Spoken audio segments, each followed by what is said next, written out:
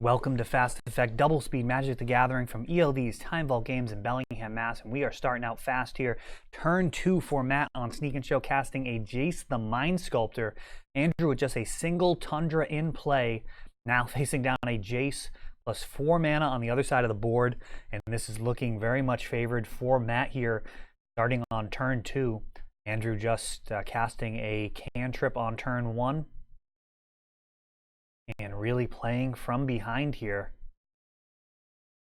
Ponder, trying to dig. A soul-crushing game state when you have just a single mana in play. Your opponent has a Lotus Petal up and a Jace the Mind Sculptor, with a very dangerous untap as well, activating 3 more mana. Andrew just adding a Polluted Delta and a Lotus Petal. Okay, a little bit of acceleration. We'll see what he can do with it. Facing down all of this card advantage. Very often these type of show and tell matchups based off of who flinches first. And I think the inclusion of Jace the Mind Sculptor, really a strong kind of addition that allows you to flinch, so to speak, try to commit something to the board where it's not game over if you don't walk away as the winner. When you show and tell, there's a lot of things that can go wrong. Cards like Omniscience on the other side of the board can just be game breaking. Never mind the fact that if you lose a counter war, now you're potentially tapped out and your counters, your unused counters can't be used to defend yourself. So Jace the Mind Sculptor, really one of those cards that you can throw out there, if you can believe it, in these type of decks. And if it gets countered, not the end of the world. If it resolves, very likely to win you the game. Narset also very much in that vein. Just a real dangerous card that, you know, if it gets countered, it is what it is. If it doesn't, man, you're in great position.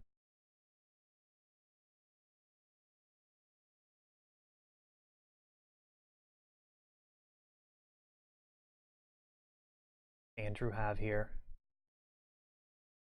Loading 1, taking 2 damage, and Teferi. That is a very dangerous card. Looks like Matt getting ready to Force of Will. And pitching Force, really about as good as you can hope for from any Magic card, to get forced with your opponent pitching Force of Will. What else can you hope for aside from it resolving? That card literally could have said win the game. The result would have been the same. So Teferi, very solid there.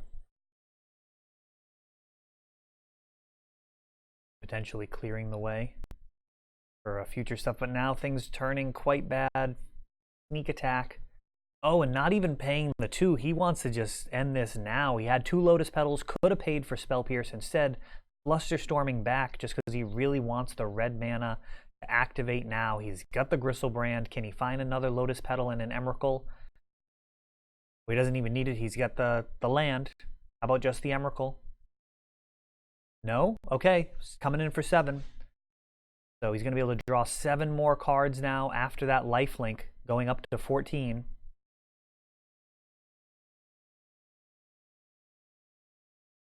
Thinking this through. And yeah, of course, wanting 7 more cards, gonna need to find a Gristlebrand or Emrakul. Ancient Tomb on the other side, meaning Gristlebrand very likely lethal.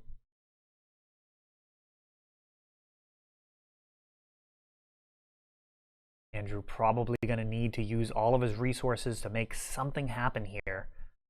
That will likely involve tapping the Ancient Tomb. Looks like Matt does have a Gristlebrand at the front of his hand, ready to spring into action. What can Andrew do from here, facing down both Sneak Attack and Jace the Mind Sculptor?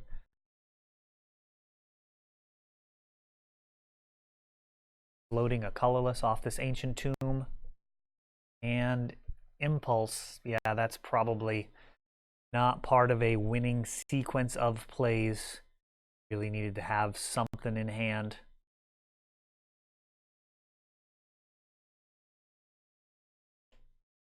Feel pretty good in Matt's situation here.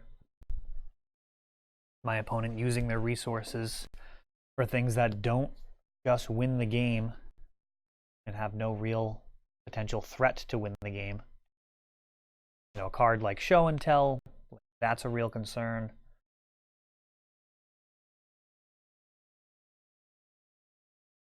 Cunning Wish would be an interesting concern. That prompts a fetch land.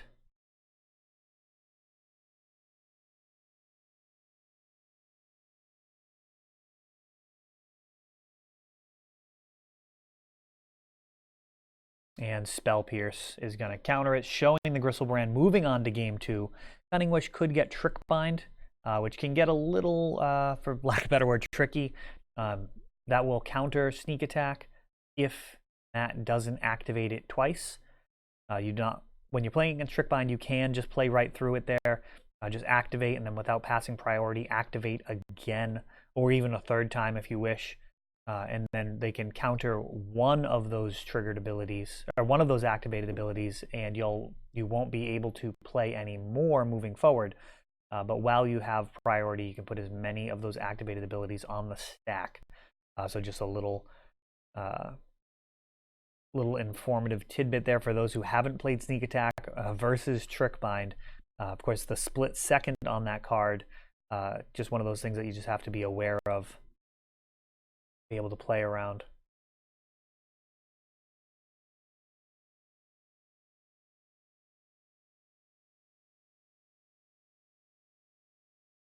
Drew really played from behind that whole time with a second turn Jace the Mind Sculptor.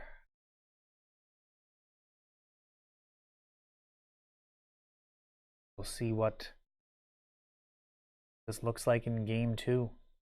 These new War of the Spark Planeswalkers, Narset and Teferi, very powerful additions, and things that potentially let you throw down early, gain a huge advantage if they resolve, and if they get countered, still in it. Even if they get countered, sometimes that's totally fine. Like they're using a Force of Will potentially, being the numbers slightly more in your situation. So such a strong deck. Not played nearly as much as you'd expect, given the power level. A lot of it has to do with the fact that some of the hands just feel like they're from a different card game or something. I mean, they have no synergy sometimes of a hand that you can't do anything with. You can show one of those decks that you can literally just lose to a child with, sometimes just totally out of options, compared to, you know, other strategies that don't rely as much on synergy and each card does something on its own. A Emrakul with no enabler, it's literally, you know, might as well be a Jack of Spades or something. Mentor here for Andrew, and just Ponder for Matt. So Mentor, very, very dangerous. Card's so good it's actually restricted in Vintage. See what Andrew can do, hopefully on his end. Going to be throwing a few cantrips, not too many. Going to want to be able to keep some mana up for counters potentially. You see Spell Pierce. And no cantrips. That is not ideal. Just coming in for 2 is not particularly good.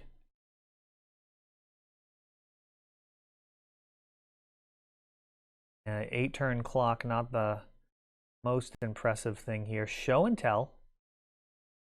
And Andrew has some options for counters. He'll go with Flusterstorm, so guaranteeing that it gets countered. Could have used a Spell Pierce if he wanted. It's just kind of protecting against a Force of Will coming back. 3 damage coming in. Still no cantrip. Lotus Petal now from Matt. And now Arcane Artisan. So Spell Pierce or Flusterstorm can't touch that card. And now that feels a little bad Andrew, no access to red. Traditionally, Sneak and Show has, red blasts or pyroblasts that it can use, particularly in the mirror or versus other blue decks. And here is not much that's going to get rid of this Arcane Artisan. It is much slower, though. Maybe if Andrew can chain together a bunch of cantrips here, I mean, it's conceivable he could force a block with some cantrips and lotus petals. It is right now just a total of +2/+2 as far as exalted triggers go. I'm sorry, now it's +2/+2. It was just a cantrip and a single lotus petal. So coming in for 7.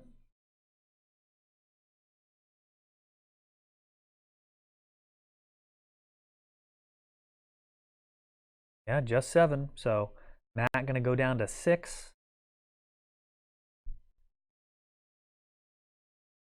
Arcane Artisan going to need to do his work here. Ponder first.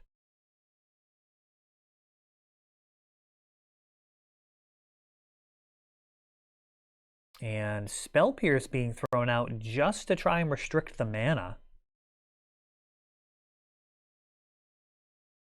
Not usually a strong play, but here Andrew hoping to be able to knock off that Arcane Artisan from being able to activate. Unfortunately, Matt had a City of Traitors to add to the board, meaning the activated ability is a possibility. The Fury, and that gets forced, pushing him down to 5. And now it looks like Gristlebrand or a bust. Emrakul not going to be enough here with a block. And it is Gristlebrand.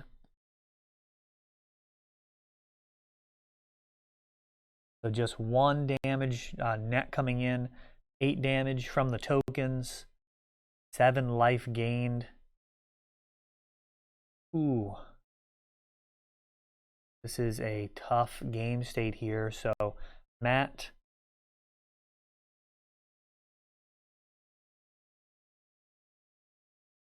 in a real tough spot. Preordain looking for options. Keeping 1 on top and drawing it. Preordain again. Both of those to the bottom. Drawing a random card. He's going to go ahead and swing, not keeping Gristlebrand home. So, gaining a bunch of life. Up to 11. 4 damage potentially. Getting out of hand much quicker than that. Cunning Wish.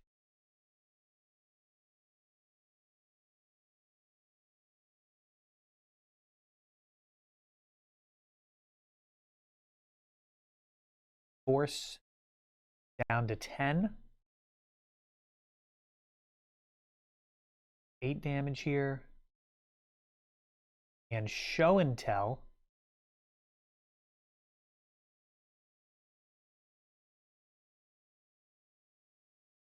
For Mentor.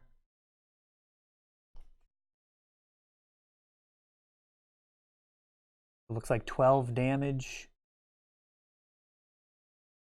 I'm going to go ahead and activate.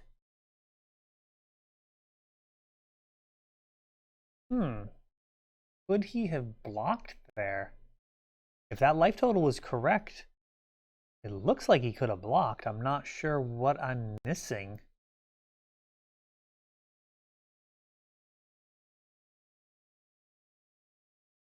I'm pretty sure he was actually a 10. I think he did get the 1 from the Force. So if that's the case, it looked to me like he could have blocked with Arcane Artisan and then activated after. So would have had Gristlebrand on board. So I don't know. Let me know in the comments if I misinterpreted that situation,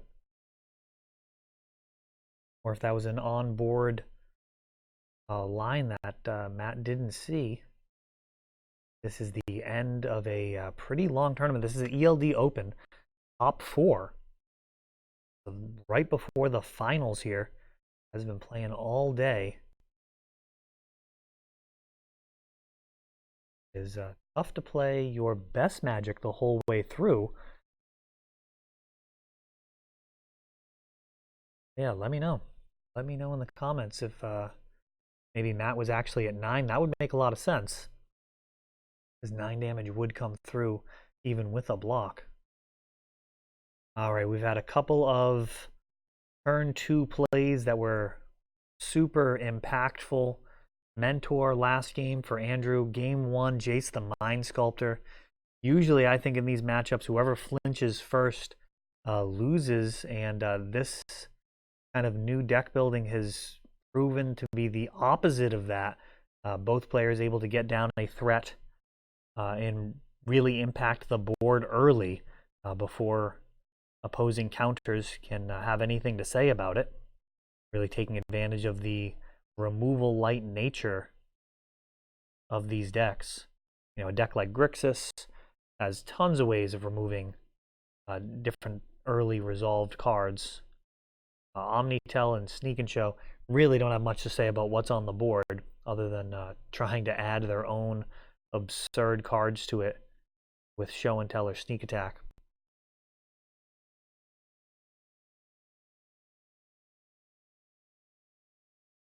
Ponder here for Andrew.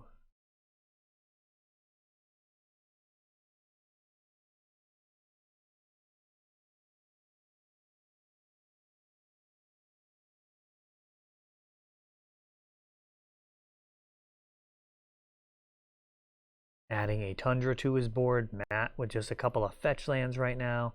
We see Omniscience in his hand. A very, very powerful effect off of your opponent's Show and Tell, potentially.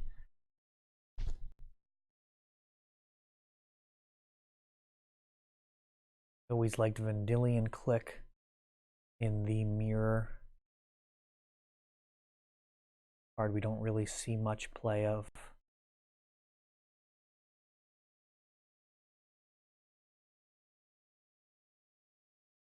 Really just good against the deck in general, mirror match or not. Any blue deck responding to Show and Tell with Vendilion Click can be devastating, essentially stripping out whatever they were going to try and put in. Also giving you the proper understanding of how to fight the counter war. Now, Brainstorm Fetchland assembled for Matt.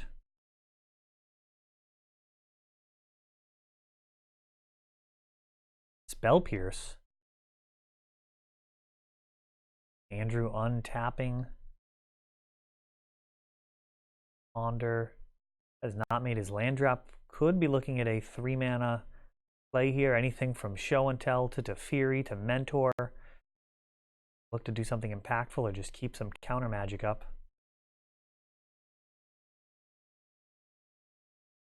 A Show and Tell at the front of his hand.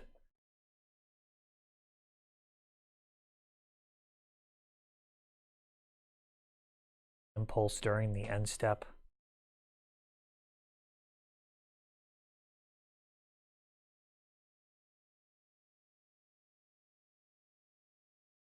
Counter magic amassing on Andrew's side. It looks like a pair of Force of Wills. Make it very difficult to resolve anything for Matt. Preordain.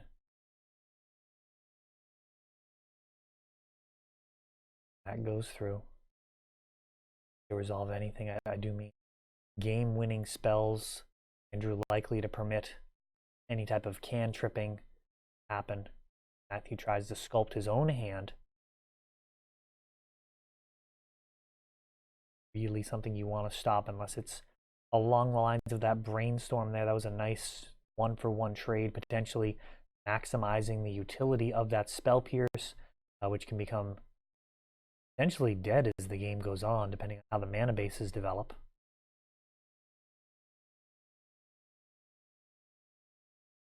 Spell Pierce pitches to blue, is blue to pitch to Force. does help out at the end of Counter Wars.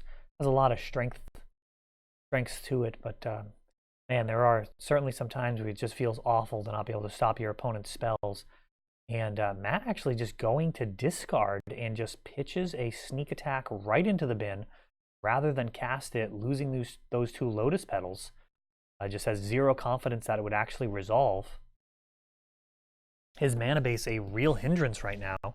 And Andrew's looking super, super healthy. 3 Tundras, a basic island, and an Ancient Tomb, meaning 6 permanent sources of mana.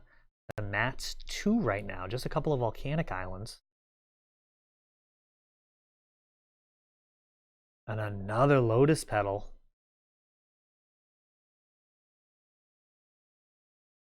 Petals all around.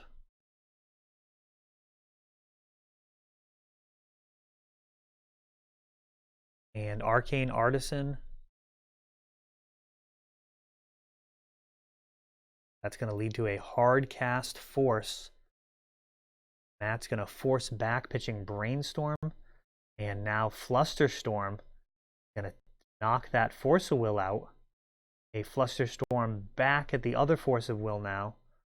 And then force pitching Show and Tell, targeting this Arcane Artisan.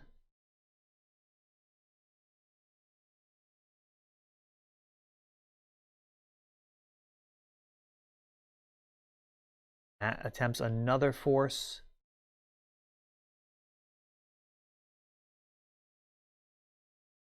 And yet another Force of Will from Andrew. And now a Spell Pierce. So Arcane Artisan going to stick after a crazy counter war. But Matt does not have 3 mana to activate it. I believe he has just Emrakul in hand. Now Sneak Attack is added to it.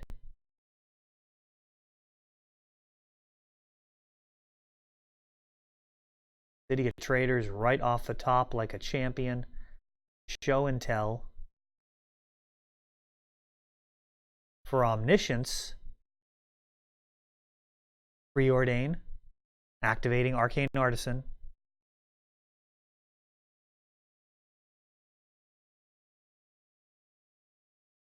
Not putting in the Emrakul here. Opting instead to be able to try and put it in with Sneak Attack. Fetching. What a tense game state here. If Andrew passes, he is very dead. Shuffling. All of his spells are free. No cards in hand. Brainstorm. Another Brainstorm. Cunning Wish. And it looks like he's done it. Let's see what he's got in the sideboard for it. Eladmary's Call. That is going to be able to go get Emrakul. Hard casts it. Extra turn. And Andrew takes it down by a super narrow margin here. Just the 1 card in hand. And that Emrakul is sticking around. He has been cast with Omniscience. That is not Sneak Attack. So he will be able to continue pounding away for 15, however many turns it takes. And Andrew taking it down in an excellent 3-game match. Thanks for watching.